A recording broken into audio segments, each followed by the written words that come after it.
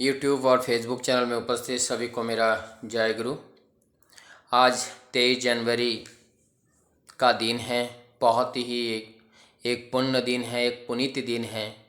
एक महापुरुष, एक योद्धा, एक सन्यासी का जन्म का दिन है और वो है नेताजी सुभाष चंद्र बोस। 23 जनवरी 1897 को उनका जन्म हुआ। माता प्रभावती देवी और पिता जानकीनाथ बसु।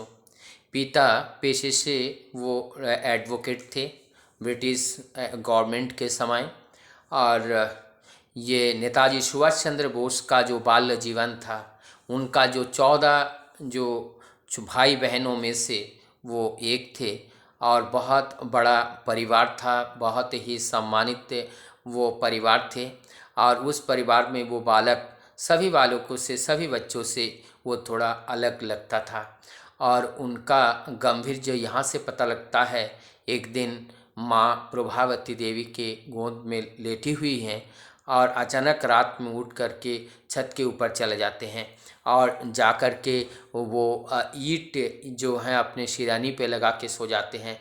माँ ढूंढते ढूंढते वहाँ जाके पहुँचती हैं और जाके जब उनको देखता है कि बेटा ये क्या कर रहा है, तो नेताजी सुभाष चंद्र बोस बताते हैं, माँ कभी अगर ज़रूरत पड़ जाए इस तरीके से रात बिताने का तो कैसे बिताऊंगा, उसका प्रैक्टिस कर रहा हूँ।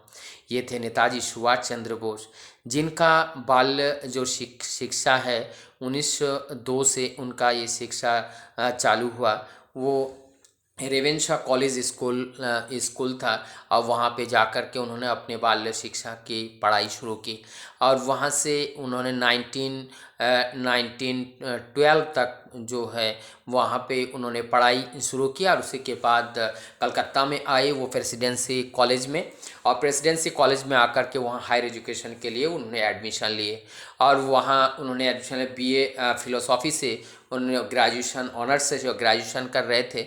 और वहाँ पे एक दिन की एक घटना हुआ, वो बहुत ही चर्चित घटना था। 1916 में एक घटना हुआ कि उनके जो प्रोफेसर थे मिस्टर ओ, तो मिस्टर ओ का एक आदत था कि भारतीय मूल के जो भी बच्चे होते थे उनको वो तंग करना, परेशान करना, उनको ये था।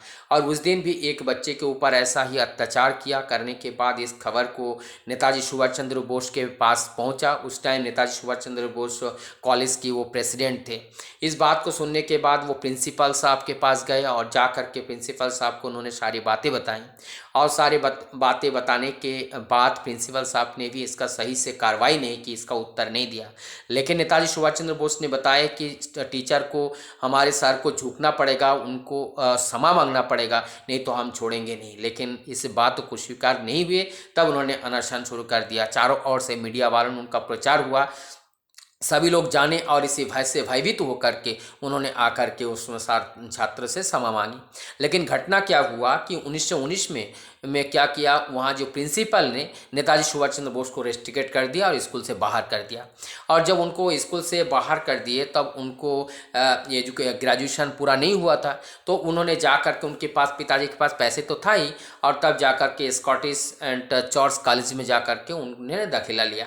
और उन्होंने दाखिला लेने के बाद वहाँ से उन्होंने ग्रेजुएशन उसी साल में, वो 1919 में उन्होंने ग्रेजुएशन को पूरा किया। और पूरा करने के बाद उन्होंने यहाँ 1909 में ही उन्होंने जो है ये ICS की परीक्षा के लिए वो इंग्लैंड चले गए। और इंग्लैंड में जा कर के वहाँ पे ICS की, उनके पास केवल जो एग्ज़ाम से 7 महीना उनके पास टाइम था और 7 महीने उन्होंने स्टडी किया और स्टडी करने के बाद उन्होंने परीक्षा दी। लेकिन वो बहुत ही मेधावी छात्र थे और वहाँ उन्होंने चतुर्थ रैंक उन्होंने प्राप्त किया। और चतुर्थ रैंक प्राप्त करने के बाद उनका तो आप सर्विस मिलना उनका तय था, लेकिन उनको ये सर्विस करने का कोई उनका मन नहीं था। और उनके जो पिता थे जानकीनाथ बसु, बेटे ने ICS पास किया। इस खुशी में उन्होंने सोने का एक घड़ी बेटे को गिफ्ट देने के लिए भी उन्होंने सोचा।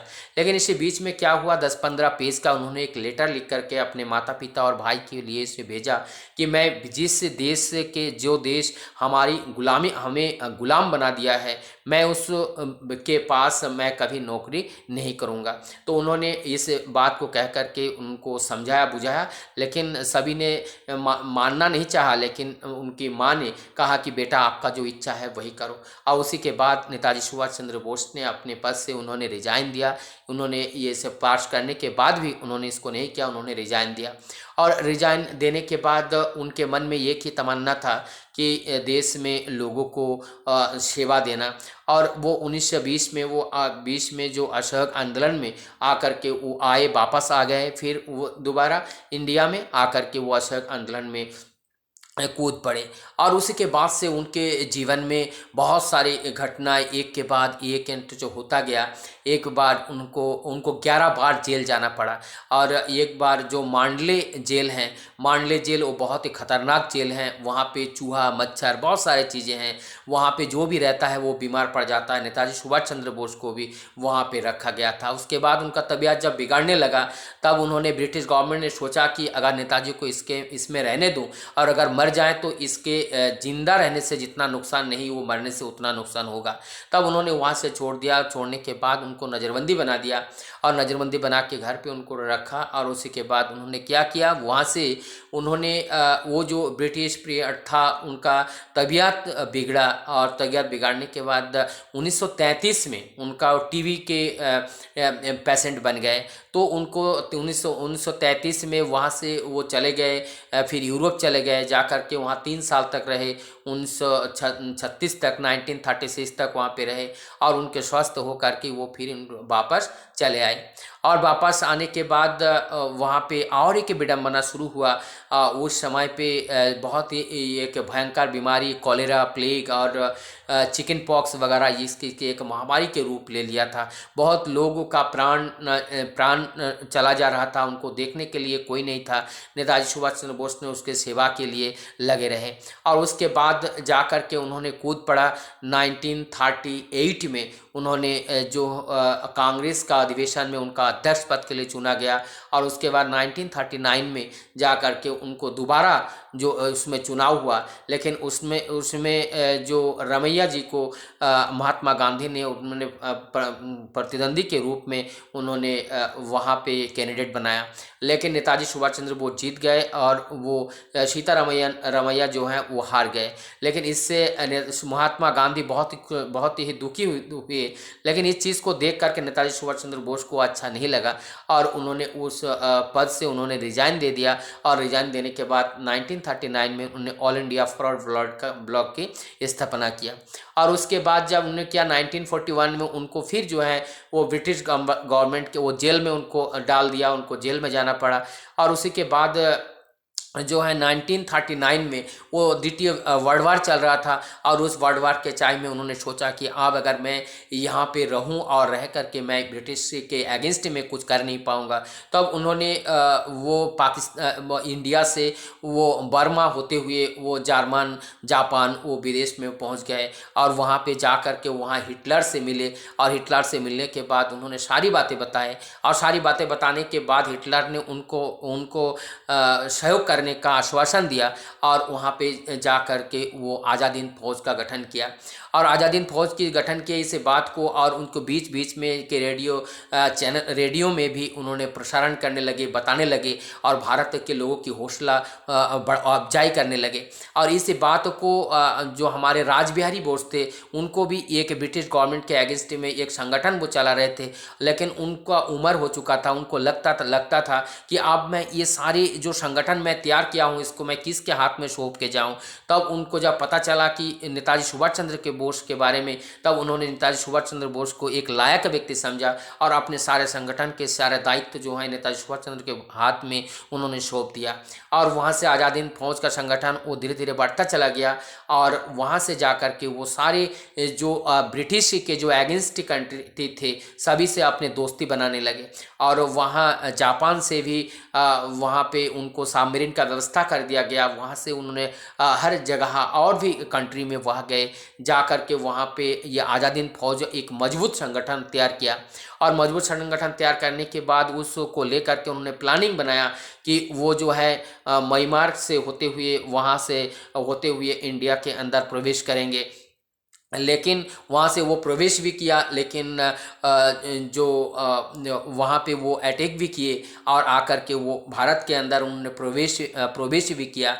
लेकिन प्रवेश से उस समय के असामयिक रूप से जो बरसात बहुत जल्दी आ गई, जुलाई में ही वर्षा शुरू हो गया और उस बरसात के कारण से उनका जो कार्य में विघ्न हुआ और इधर जो है जापान और ब्रिटिश के हाथ में वो पराजय होने लगे। और जब ये पराजय होने लगे तो वहाँ से इनकी जो रसद सामग्री है वो मिलना बंद हो गया।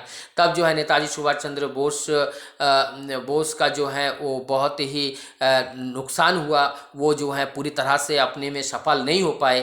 तब जाकर के उन्होंने 1944 में जाकर के उन्होंने सरेंडर उन्होंने घोषणा कर दी बार्लिन रेडियो स्टेशन से और अपने इंडिया के सभी लोगों को कहा कोई अपना हौसला ना खोए, जो जहाँ पे भी हैं ब्रिटिश गवर्नमेंट के अगेंस्ट में अपना लड़ाई जारी रखे। और उस समय जैसे जल सेना, थल सेना और वायुसेना तीनों सेनाओं में जो भारतीय मूल के सेना ही वहाँ पे थे, लेकिन सभी ने ब्रिटिश के अगेंस्ट में एक लड़ाई शुरू कर दी।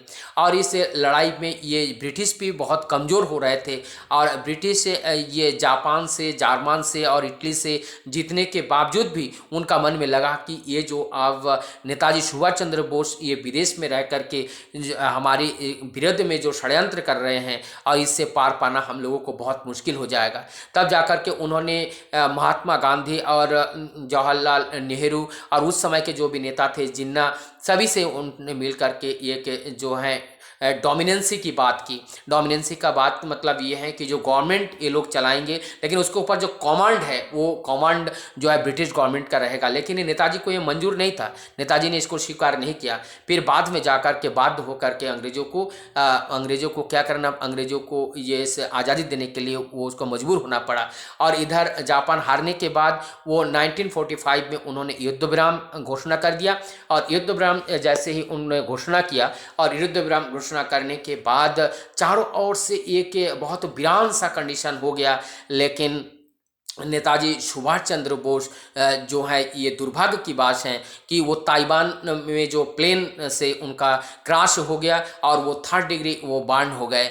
और वहाँ पे उनके बाद ये हमारे घोषणा हुआ, ये कि प्रसारण हुआ कि नेताजी सुभाष चंद्र बोस का देहांत हो गया। लेकिन ये सारे घटनाक्रम को देखते हुए और जानते हुए उसी के बाद हमारे 3-4 आयोग बने और लास्ट में जो मुखर्जी आयोग बने, उन लोगों ने भी इनका पर्दा उठाने की कोशिश किया। लेकिन वहाँ जो ताइवान में जहाँ क्रैश हुआ था, वो ताइवान में वहाँ पे जो गवर्नमेंट है उन लोगों से पूछा कि इस तारीख के आपके यहाँ पे कौन सा प्लेन क्रैश हुआ था, लेकिन वहाँ उन लोगों ने कुछ इसका सही जवाब नहीं दे पाए थे। वो बताते हैं हमारे यहाँ पे कोई क्रैश नहीं हुआ था। तो ये नेताजी का जो डेथ मिस्ट्री बन के एक रहस्य बन के रह गया, जिसमें पर्दा अभी तक भी नहीं उठा। नेताजी सुभाष चंद्र बोस का बहुत ही ऊर्जावान उनका एक नारा था, तुम मुझे खून दो मैं तुम्हें आज़ादी दूंगा, दिल्ली चलो जय हिंद। इस तरीके के वो लोगों के दिल में बहुत अपना एक बहुत बड़ा जगह बना लिया था। और उनका एक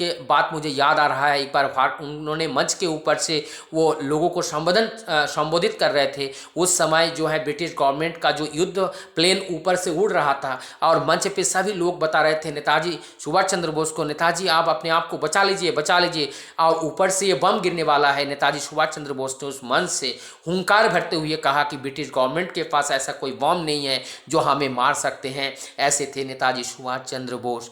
और उस नेताजी सुभाष चंद्र बोस का और एक बातें, जो परम दयाल श्री ठाकुर अनुकूल चंद्र, जिसका देवघर सत्संग आश्रम चलता है हिमायतपुर पाटना में, जिनका बहुत बड़ा एक आश्रम था। नेताजी सुभाष चंद्र बोस के जो माता पिता जानकीनाथ बसु और जो प्रभा देवी, वो श्री ठाकुर अनुकूल चंद्र जी के ये शिष्य थे।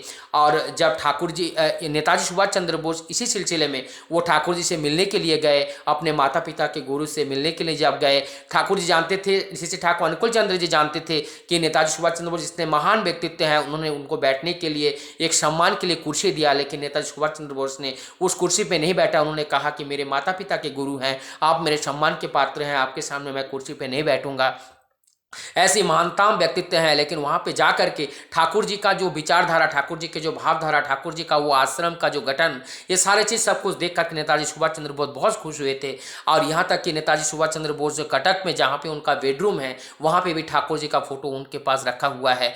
और वो स्वामी विवेकानंद उनके गुरु के रूप में मानते थे, और जिनका रामकृष्ण परमहंस स्वामी विवेकानंद के गुरु थे रामकृष्ण परमहंस देव जी, तो वो रामकृष्ण परमहंस देव जी और स्वामी विवेकानंद को भी बहुत ही मानते थे। और उन्होंने कुछ दिन तक इनकी जो फिलोसॉफी है वो सब अध्ययन करने लगे, और इस तरीके से उन्होंने ऋषि अरविंद घोष का भी जो जितने भी हिस्ट्री है वो सारी चीज़ें वो अध्ययन करने लगे। और वो श्री ठाकुर अनुकूल चंद्र जी को भी अपने हृदय से उनको प्यार करते थे। जहाँ पे भी जाते थे वो ठाकुर जी का फोटो, अपने स्वामी विवेकानंद जी का फोटो, कोई फोटो उनके पास परमानेंटली रहता था, और वो फोटो अपने पास रखते थे। जहाँ भी जाते थे उस फोटो अपने पास रख के वो ले जाते थे। ऐसे महान व्यक्तित्व के धनी, ऐसे महान सन्यासी, ऐसे महान जो एक योद्धा, और उनका जो क्रिया, उनका जो करनीय, उनका जो कर्म, उनका जो तपस्या, ये भारत भूमि नहीं संपूर्ण विश्व के लिए उन्होंने जो किया है ये चिर स्मरणीय रहेगा। सदैव हम सब उनको याद करते रहेंगे। लेकिन खास करके भारत के लिए जो बलिदान उन्होंने किया है, जो कार्य उन्होंने किया है, उनके लिए हम भारतवासी सदैव उनके ऋणी रहेंगे। इन पुण्य दिन पर मैं उनके चरण कमल, उन कमल में मैं कोटि कोटि नमन करता हूँ, प्रणाम करता हूँ, बंधन करता हूँ कि उनके दिया हुआ जो निर्देश है वो हम लोग अपने जीवन में परिपालन करने में सफल हो पाए। जय हिंद, जय भारत, जय सुभाष।